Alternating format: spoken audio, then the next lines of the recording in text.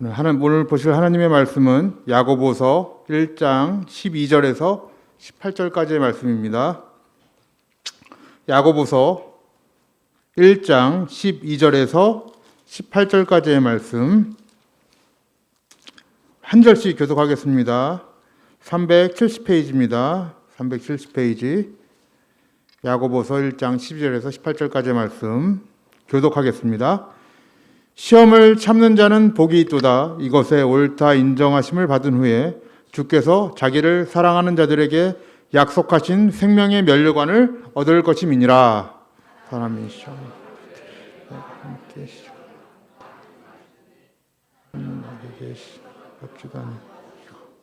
아무도 시험하지 아니하시. 오직 각 사람이 시험을 받는 것은 자기 욕심에 끌려 미혹됨이니 욕심이 내 사랑하는 형제들아 속지 말라.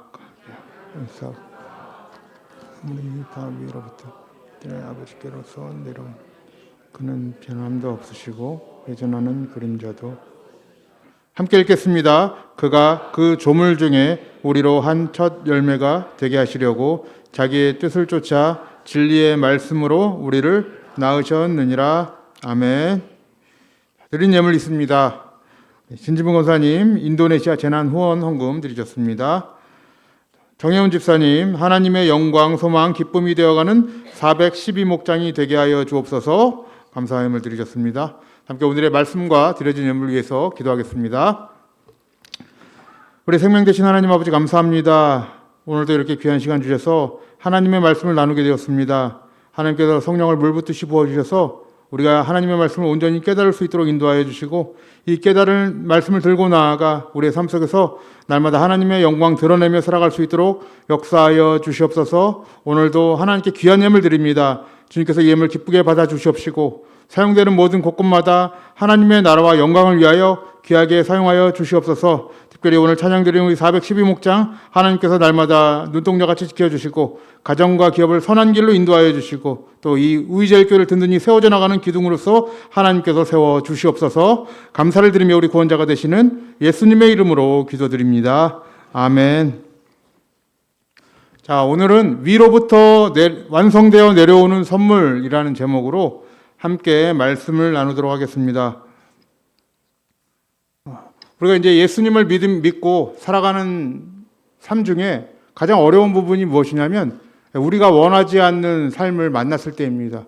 하나님을 믿고 예수님을 믿고 그렇게 되면 이제 하나님이 우리를 지켜주시고 평안한 길로 인도하시면 좋은데 우리의 삶이 생각보다는 그렇게 평탄치가 않다는 것이 우리 삶 가운데 이제 문제가 될 수 있어요. 아마 많은 목사님들이 다 느끼실 건데 목사님뿐만 아니라 성도님들도 마찬가지죠. 한 해도 조용히 넘어간 적이 없다. 예. 다 공감하십니까? 예, 올해는 조용히 넘어가셨나요? 예, 조용히 안 넘어가신 얼굴들이 역력히 보이고 계신데 그렇습니다. 예. 이런 사건 사고 속에서 우리가 마주치게 되는 것이 있다면 시험이겠죠. 시험이라는 것이 우리에게 마주치는데 이러한 시험에 대해서 성경이 이렇게 얘기를 해요. 오늘 본문 말씀 13절 말씀에 이렇게 얘기를 합니다. 자, 13절 말씀 함께 보겠습니다. 시작. 사람이 시험을 받을 때에 내가 하나님께 시험을 받는다 하지 말지니 하나님은 악에게 시험을 받지도 아니하시고 친히 아무도 시험하지 아니하시느니라. 14절. 오직 각 사람이 시험을 받는 것은 자기 욕심에 끌려 미혹됨이니. 15절. 욕심이 잉태한즉 죄를 낳고 죄가 장성한즉 사망을 낳느니라 라고 말씀하고 있습니다. 여러분 이 말씀을 보면서 딱 느껴지는 게 있죠. 무엇이 느껴지냐면 시험이 안 올 수가 없겠구나 라는 것이 굉장히 느껴집니다. 왜냐하면 시험은 어떻게 오는 거라고 얘기하고 있어요. 여기서 하나님이 우리를 시험한다 하지 않으시고 어떻게 온대요? 자기 욕심에 미혹되어서 시험이 온다고 얘기를 한단 말이죠. 그러면 여러분들 우리의 삶 가운데 자기 욕심에 이끌려서 안 살아본 사람 있습니까? 여기에? 예, 안 살았다 그러면 이상한 사람들이죠. 그러니까 그렇게 한 번쯤 우리는 다 살아볼 수밖에 없는 사람이기 때문에 이런 관계 속에서 살다 보면 뭐가 자연적으로 올 수밖에 없어요? 자기 욕심에 이끌려서 시험이 올 수밖에 없어요. 이건 너무 필연적인 것 같아요. 그러니까 이 말씀을 보면 오히려 시험이 없는 게 이상한 세상이죠. 우리의 연약한 모습들을 보면 또 이상한 것이죠. 그런데 여기서 이제 의문이 드는 게 있어요. 하나님은 시험을 하지 않는다 하시잖아요. 근데 성경 말씀을 보면 하나님이 시험을 하세요, 안 하세요? 안 하세요? 하나님이 시험을 하신 그 유명한 인물 한 명 있잖아요. 창세기를 가보면 욥도 있지만 아브라함이 있죠. 하나님이 아브라함을 시험하시려고 어디로 부르세요? 모리아 산으로 부르세요. 거기 분명히 시험하시려고 돼 있어요. 그럼 이게 어떻게 된 일인가? 여러분, 이 성경에는 시험이라는 단어가 두 가지로 사용이 되고 있습니다. 하나님이 우리를 시험하실 때는 증명하다로 사용이 돼요. 그러니까 하나님이 우리를 성도로서 세우실 때 어떻게 하나님의 사람으로 증명시키기 위해서 세우는 시험이 있는 것이고, 또 하나는 사람의 욕심에 이끌려서 생기는 이런 시험이 있단 말이죠. 이걸 유혹이라고도 얘기를 한단 말이에요. 그래서 헬라어에서는 단어를 두 개를 다르게 씁니다. 오늘 이 쓰인 단어는 유혹하는 거죠. 사람의 욕심에 이끌려서. 그래서 페이라조라는 단어를 쓰고 있어요. 이 단어가 하나님이 쓰는 시험하고는 좀 다릅니다. 하나님이 쓰시는 이 증명되는 시험은 도끼마조라고 그래요. 비슷한데 끝말이 비슷하잖아요. 근데 이게 성격적으로 좀 다릅니다. 하나님이 우리를 증명하시기 위해서 하는 시험하고는 좀 다른 것이죠. 그러니까 여러분들, 오늘 이 말씀을 통해서 우리가 조금 생각해 볼 수 있는 것은, 우리의 욕심에 이끌려 우리는 시험을 받을 수밖에 없겠구나라는 거예요, 여러분들. 우리가 예수를 믿는다고 하지만은 좀 나아졌다 이런 마음도 가끔씩 먹잖아요. 옛날 예수 믿기 전보다 좀 나아졌다 이런 마음도 먹긴 하지만, 우리의 자존심이나 이렇게 좀 뭔가가 조금만 더 뒤틀리면 우리의 그 옛사람의 본성이 그대로 튀어나와요, 안 나와요? 갑자기 나와요. 나도 컨트롤이 안 돼. 그럴 때가 많잖아요, 여러분들. 그런데 여기 사용되고 있는 이 욕심이라는 단어가 단순히 이제 국어사전적인 개념으로 사용된 욕심은 아닙니다. 그러니까 우리는 욕심하면은 이런 거잖아요. 그러니까 내가 이러한 분수가 있는데 분수에 넘치게 다른 것을 막 탐내는 거, 이게 국어사전적인 개념이거든요. 그러니까 나의 분수에 맞지 않게 더 그 이상의 것을 탐내는 것을 욕심이라고 하는데, 성경에서는 여러분들 물론 그러한 뜻도 있긴 하지만은 이거보다 더 훨씬 높은 개념으로 사용이 되고 있어요. 그래서 이 욕심은 굉장한 세력인 거예요. 성경에서는 말씀할 때 어마어마한 세력인데, 이걸 어떻게 사용되고 있는가? 다른 성경을 보면은 나와 있거든요. 그러니까 이 욕심이라는 것이 어떠한 세력인지 제가 지금 여러분들에게 말씀을 드릴 테니까 참 잘 들어보세요. 갈라디아서 5장 16절에서 17절 말씀인데요. 여기 한번 읽어보겠습니다. 5장 16절 시작. 내가 이르노니 너희는 성령을 쫓아 행하라. 그리하면 육체의 욕심을 이루지 아니하리라. 여기 욕심이라는 단어가 나와요. 이게 에피티미아라는 단어인데, 지금 우리가 읽은 야고보서에 나오는 그 단어랑 똑같은 단어예요. 육체의 욕심이. 근데 성령을 쫓아 행하는 것과 육체의 욕심을 이루는 것은 지금 어떤 것 같아요? 반대 방향 같죠? 그 다음 절에 그렇게 나와 있어요. 17절 말씀 보여주세요. 17절, 5장 17절 시작. 육체의 소욕은 성령을 거스리고 성령의 소욕은 육체를 거스리나니 이 둘이 서로 대적함으로 너희의 원하는 것을 하지 못하게 하려 함이니라. 육체의 소욕이라고 되어 있는데 똑같아요. 위에 욕심이라는 단어입니다. 이 에피티미아라는 단어인데, 육체의 욕심은 무엇과 거스린대요? 성령의 소욕이라고 되는데 소욕이란 단어가 없어요. 이게 욕심이란 단어가 없어요. 성령이 욕심 부리면 이상하잖아요. 그러니까 개역개정에는 이것을 순화해서 그냥 성령을 이렇게 정확하게 번역을 했거든요. 그러니까 육체의 욕심은 성령을 거스려요. 둘이 대적하는 관계란 말이에요, 여러분. 그러니까 욕심은 단순히 우리가 분수에 넘어서 더 탐내는 것을 넘어서서 어떤 관계에 있는 거예요? 성령과의, 우리 하나님과의 대적의 관계에 있는 거예요. 서로를 대적하는 거예요. 그 욕심에 미혹되어 살고 있으면은 뭘 이루지 못하는 거예요. 하나님의 말씀을 이루지 못하면서 자기 뜻대로 살아가는 거예요. 이게 대적하면서 살아가는 거예요, 이것을. 그러니까 같이 갈 수 없는 공생의 관계를 지금 에피디미아, 욕심이다라고 얘기를 하는 거예요. 자, 한 가지 더 읽어볼게요. 자, 5장 18절 말씀 그 뒤로. 만일 성령의 인도하시는 바가 되면 어디에 있지 않대요? 율법 아래에 있지 아니하리라 라고 되어 있어요.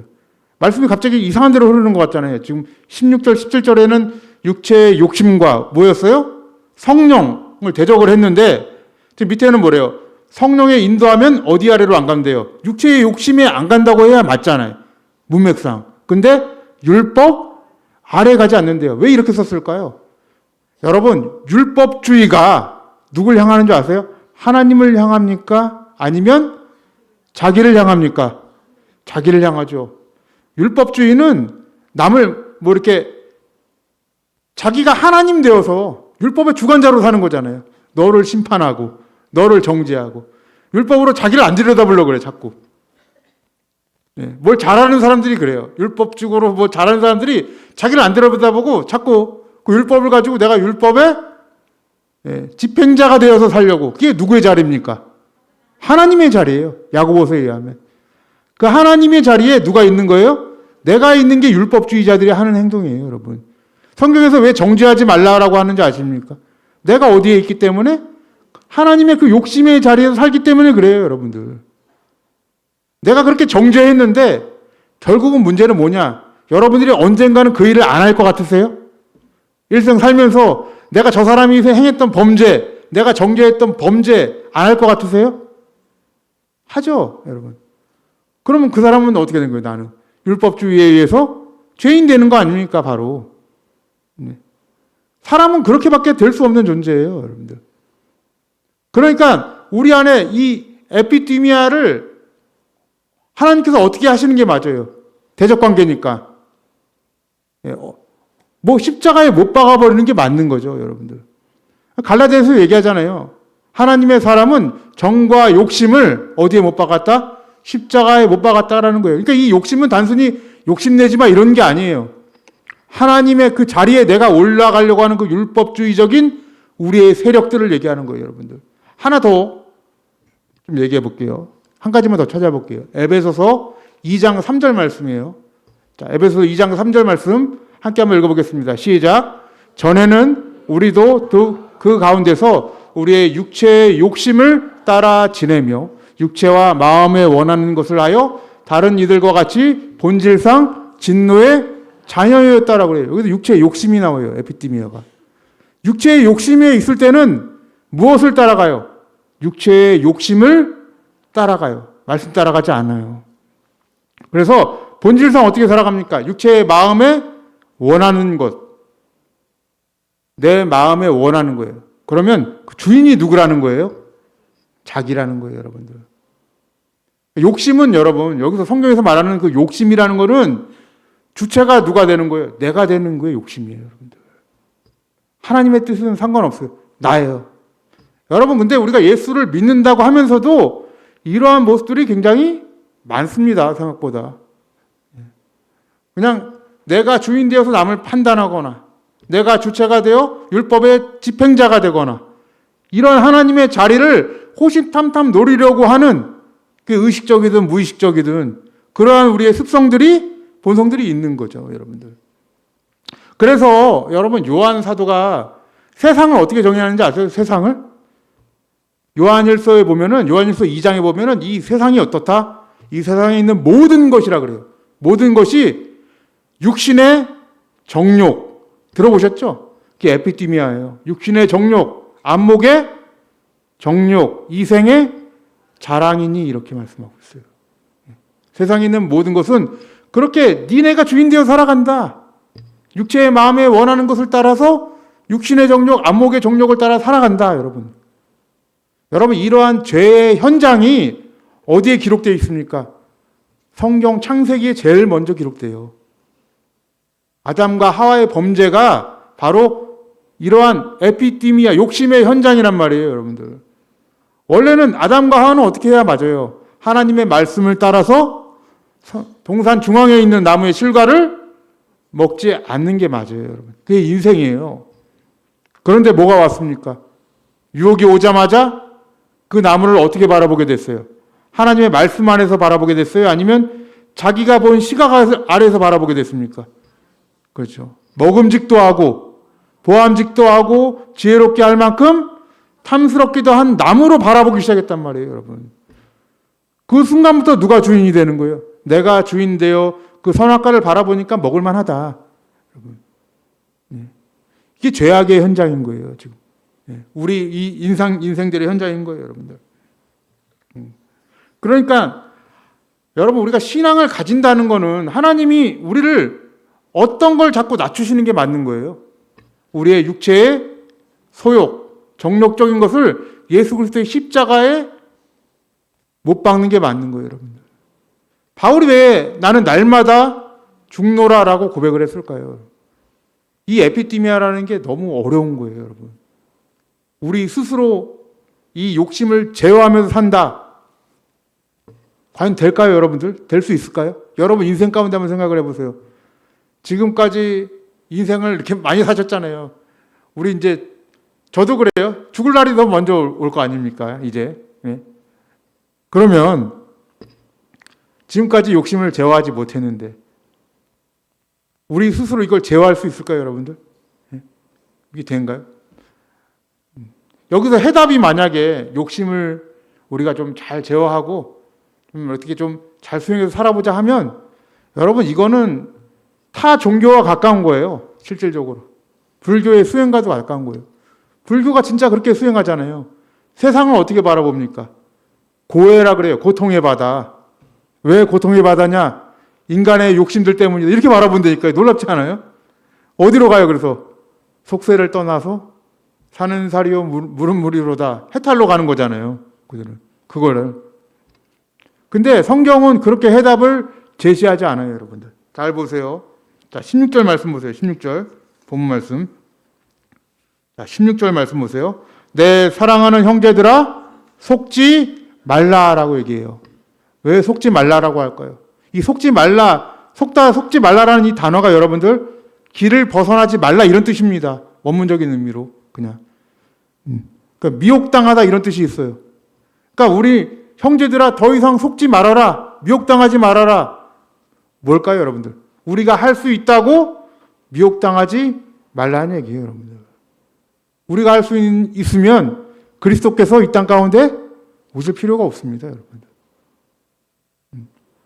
거기에 대한 해결책으로 주신 게 뭐냐면 오늘 17절과 18절의 말씀이죠. 본문 말씀. 17절 말씀부터 먼저 한번 볼게요. 우리 함께 한번 읽어보겠습니다. 시작. 각양 좋은 은사와 온전한 선물이 다 위로부터 빛들의 아버지께로서 내려오나니 그는 변함도 없으시고 회전하는 그림자도 없으시니라. 갑자기 왜 이 말씀을 하시겠어요? 각양 좋은 것이라니까 그냥 좋은가 보다 이렇게 생각하면 안 되고요. 이 단어는 여러분 선한 것이에요. 선한 것. 선하다라는 뜻입니다. 은사라고 하는데 이게 은사라고 번역되질 않았어요. 다른 본문에는. 선물이란 뜻이에요, 여러분들. 그러니까 은사라고 번역된 건 보통 카리스마라고 해서 그렇게 많이 번역이 돼 있거든요. 그 단어로. 근데 이 단어는 카리스마라는 단어가 아닙니다. 카리스 은혜라는 그 단어에서 왔죠. 근데 이건 그런 은사라는 단어가 아니라 선물이란 뜻이에요, 여러분들. 단어가 선물. 그러면 가장 좋은 선물, 가장 선한 선물이 어디서부터 내려온대요? 하늘로부터 내려온대요. 이 온전한 선물이다라는 게 뭐냐면 완성이 되어서 하나님으로부터 완성이 되어서 내려오는 선물이다 이런 뜻이에요, 여러분들. 제가 왜 이렇게까지 설명하는가? 오늘 말씀 제목이 뭐예요? 위로부터 완성되어 내려오는 선물이라고 제가 제목을 지었어요. 그 하나님의 가장 선한 선물이 어디서부터 내려와요? 위로부터, 하나님 아버지께로부터 완성이 되어서 우리에게 주어지는 방법으로 뭐가 없어지는 거예요? 우리의 에피티미아가, 욕심이 없어지게 되는 거예요, 여러분들.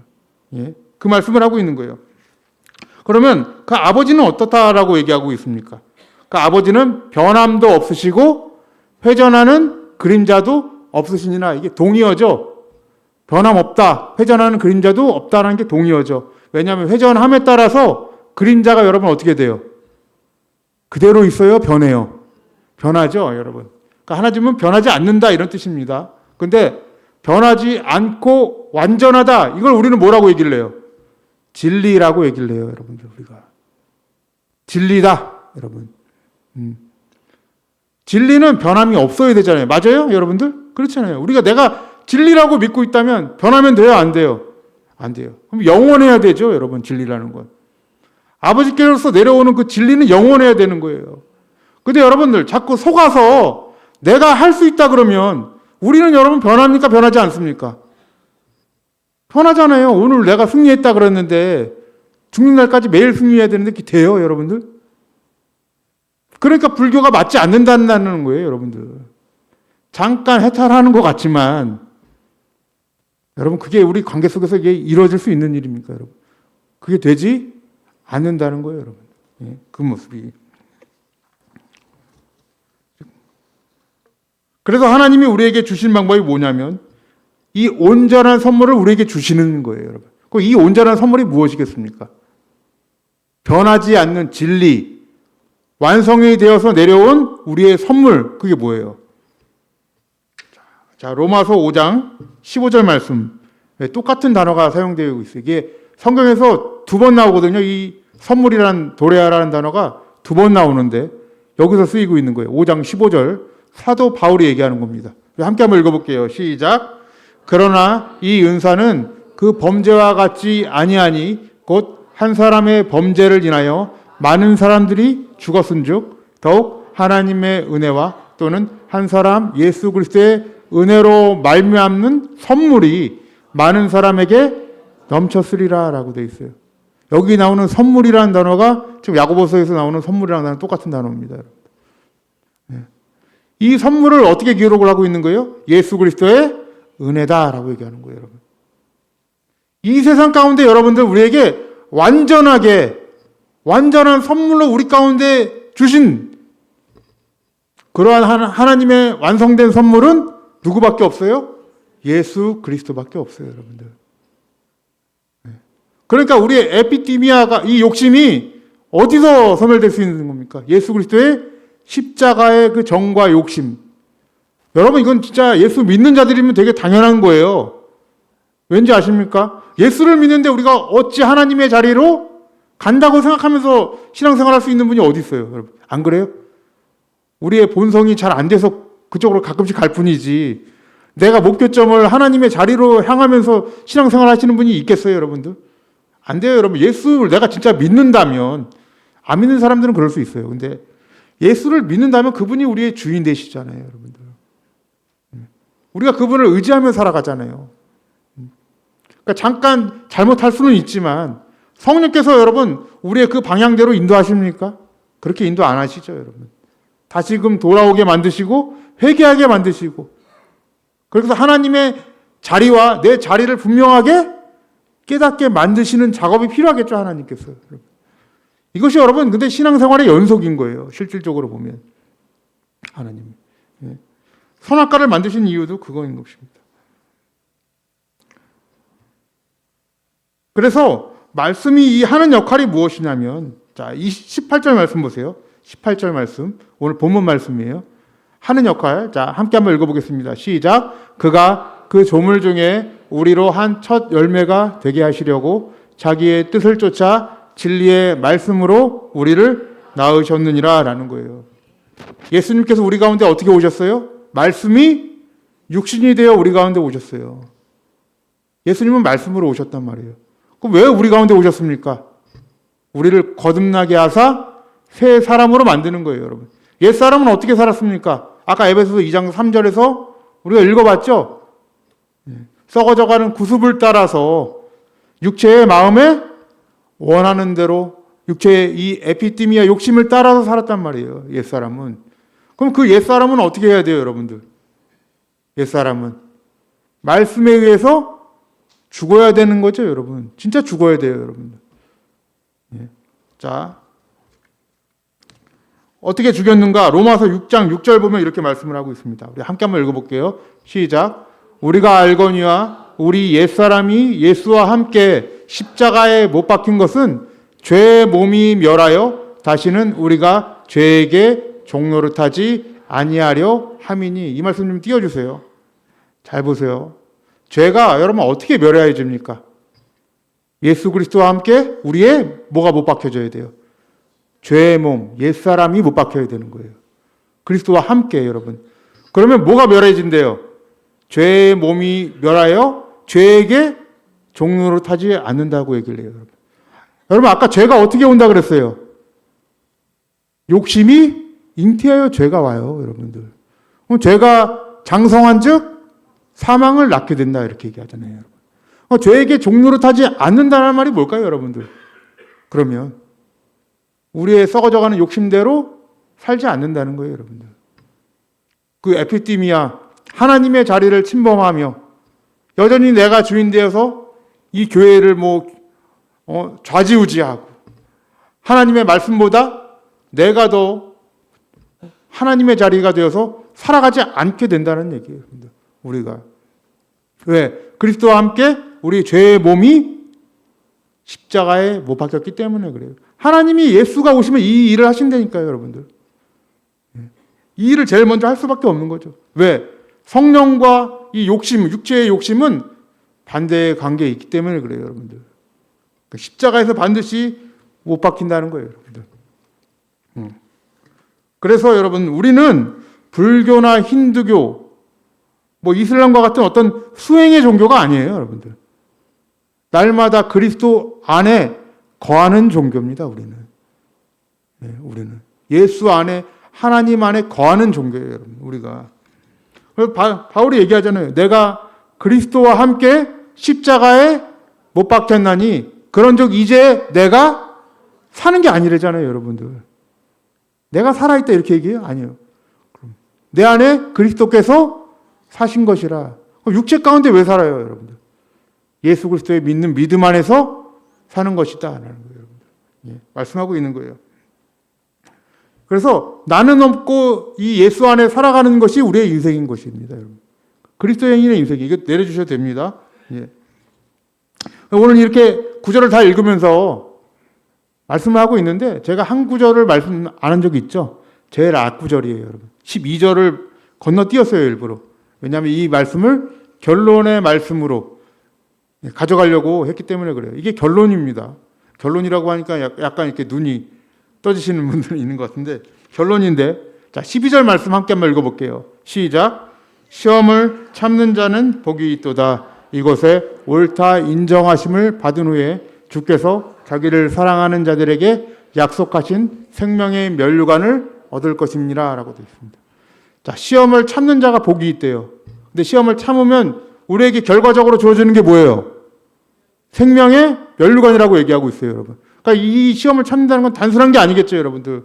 내가 오늘 이를 악물고 꾹 참는다 이런 얘기가 아니겠죠, 당연히. 왜냐하면 생명의 면류관을 받는 일이기 때문에 그래요, 여러분들. 제가 지난번에 야고보서 한번 말씀드릴 때 인내라는 단어를 좀 말씀드린 적이 있어요, 여러분. 인내. 이 단어가 뭐냐면 합성어라 그랬죠. 아래에 머물다 이렇게 합성어입니다. 인내라는 게 뭐냐면 아래에 머무는 거예요. 근데 그 아래가 어디 아래예요, 여러분들? 이 만물을 하나님께서 어디 아래에 무릎 꿇게 만드셨다 그랬어요? 예수 그리스도의 발 아래 무릎 꿇게 만드셨다고 얘기를 했어요. 하나님이 예수 그리스도의 십자가에서 하신 일이에요, 여러분들. 그 아래에 무릎 꿇는 거예요. 그러면 아래에 머무른다는 거는 어디에 머무른다는 거예요? 예수 그리스도의 은혜 아래 머무르는 거예요. 이걸 뭐라고 얘기하냐면 인내라고 얘기하는 거예요. 내가 이를 꽉 물고 참는다 이런 게 인내가 아니라 성경에서 인내는 무엇이냐면 어떠한 상황과 환경이 오는데 내가 어디 안에 머무는 거예요? 예수 그리스도의 은혜 안에 거하는 거예요, 여러분들. 머무는 거예요. 이거를 여러분 성경에서 인내라고 얘기를 해요. 그러면 이 시험이 올 때 어디에 머무는 자가 복이 있는 거예요? 예수 그리스도의 은혜 아래 머무는 자가 복이 있는 거예요, 여러분. 이 자가 어떻게 된대요? 생명의 면류관을 받게 되어 있는 거예요, 여러분들. 그러니까 시험이라는 것이 여러분들 시작은 여러분 아주 불순하잖아요. 우리의 욕심에서 왔는데. 안 그렇습니까? 시험이라는 건 굉장히 안 좋잖아요. 동기가 하나님으로부터 온 게 아니니까. 근데 하나님이 이것을 어떻게 만드십니까? 이 시험을 통해서 우리를 하나님의 은혜에 거하게 만드시는 도구로 바꿔버리는 역사를 하는 거예요, 여러분. 여러분, 이 성도의 삶이 왜 놀랍냐면 바로 이런 게 놀라운 거예요. 우리 가운데 환난과 고난이 있는데 이걸 하나님이 자꾸 은혜 아래 거하게 만드셔서 그 나쁜 역사를 선으로 바꾸시는 거예요, 여러분들. 이런 역사를 경험한 인물이 있었죠? 창세기에 보면 요셉이라는 인물이에요. 많이 보셨을 거예요. 요셉의 형들이 요셉의 상황을 어디로 몰고 갔습니까? 애굽이라는 어떤 노예로 몰고 갔어요. 팔아버렸죠. 얼마나 끔찍한 일이에요. 근데 요셉이 창세기 50장에 보면 어떻게 고백을 합니까? 당신들은 나를 해하려 했지만은 하나님은 그것을 선으로 바꿔버리셨다라고 얘기를 해요, 여러분. 여러분, 세상 사람들은 그런 거복 못해요. 세상 사람들은 그 형 만나면 어떻게 돼요? 너는 오늘 죽었다, 이 새끼야, 이러지요. 바로 욕 나오는 얘기예요, 여러분. 그러나 그렇게 안 봐요. 시각이 달라져요, 그리스도인들은. 그러니까 모든 것이 합력해서 어디로 가는 거예요? 선으로 보내시는 것이 여러분 우리 성도의 인생이에요, 여러분. 제가 왜 이런 말씀을 드리는가? 오늘도 여러분 육체 질병도 있을 수 있고 고난 가운데 있을 수도 있고 또 뭐 이렇게 여러 가지 경제적인 환경도 안 좋을 수 있잖아요, 여러분 우리가. 근데 우리가 의지해야 될 것은 그것을 선으로 그런 모든 문제들까지도 합력하여 선으로 인도하시는 하나님을 우리가 경험하는 거예요, 여러분들. 그것이 여러분 하나님이 우리에게 요구하시는 것입니다. 은혜에 머무는 것, 온전히 그 휘포몬에 인내하는 것, 인내를 이루는 것, 이것이 뭐냐면 하나님의 우리의 성도를 향한 역사하시는 것입니다. 사랑하는 성도님들, 말만 우리가 주님만이 정답입니다, 주님만을 따라가야 됩니다 하지 마시고 정말 우리가 모든 시험 앞에, 모든 환경 앞에 일단은 내 걸 내려놓고 하나님의 은혜를 구하시길 바랍니다. 일단 내 걸 내려놓고 잠잠하게 하나님을 바라보시길 바라요. 하나님의 역사를 바라보시고 인내하시길 바라요. 그게 은혜 가운데 머무시길 바란다는 거예요, 여러분. 그래서 시험은 그런 식으로 해결이 되는 거죠. 은혜 안에 머무르면 하나님이 해결하게 해주시는 것이고 그 은혜 가운데 머무르게 살 때 하나님 우리에게 생명의 면류관 그리고 너희를 복되다 한다는 거예요. 그래서 우리를 하나님의 첫 열매라고 오늘 부르시잖아요, 여러분들. 이게 여러분 아까 18절 말씀에서 우리를 첫 열매로 부르셨다고 얘기했잖아요. 이게 여러분 시편 1장의 말씀하고 똑같은 거예요. 복 있는 사람은 악인의 꾀를 쫓지 않아요. 근데 마지막에 보면 뭐라고 얘기해요? 시절을 쫓아 과실을 맺고 열매를 맺는 자들이 복이 있는 자들이라고 얘기를 하지 않습니까? 복 있는 자는 진짜 이 하나님의 말씀을, 하나님의 은혜에 머물러서 열매를 맺게 되는 놀라운 역사를 가진 것입니다. 사랑하는 성도님들, 오늘 이 말씀처럼 날마다 이렇게 그 은혜 아래 머무르면서 오늘 모든 상황 가운데서도 은혜 안에 머무르고 인내하셔서 하나님께 복된 자로서 그리고 마지막에는 생명의 면류관을 다 받으시는 우리 성도님들 되시기를 주님의 이름으로 간절히 축복합니다.